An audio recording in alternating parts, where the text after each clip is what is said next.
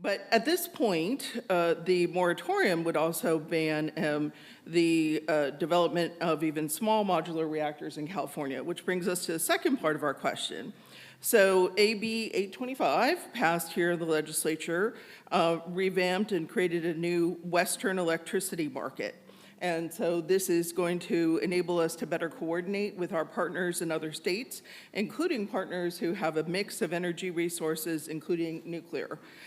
So can the Western electricity market enable or improve California's ability to access nuclear and other energy resources from the Western states? Yeah, I mean, Tom mentioned the fact that you've already got, you're taking advantage of the nuclear power plant in the state of Arizona, for example, right?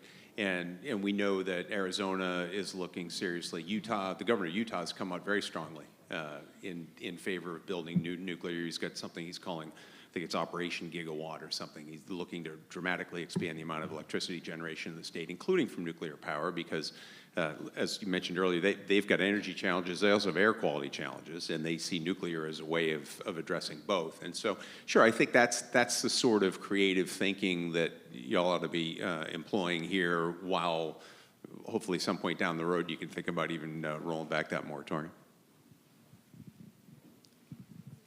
I like all carbon-free options, and I like all boxes checked and on the table.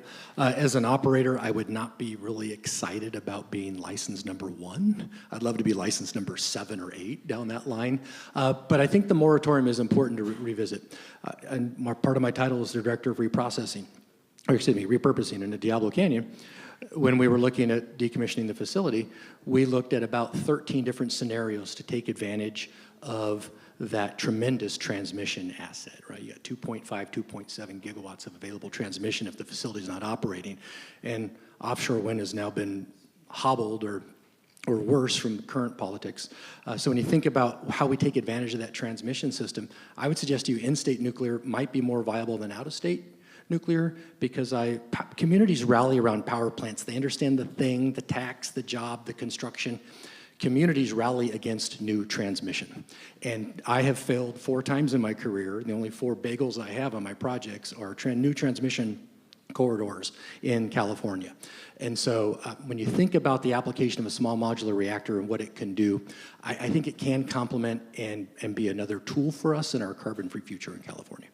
And that was exactly one of the issues I was going to highlight, was that to the extent that we are depending on our neighbors, it's going to mean the development for more transmission between the states. So as a CPUC commissioner, we were able to get some new transmission lines developed, like the Southwest Power Link down going from Arizona to San Diego, and then a few other transmission corridors. But development of transmission has been an incredible challenge, but is important both within the state, as we heard from our LADWP colleague, and also is going to be increasingly important between the states.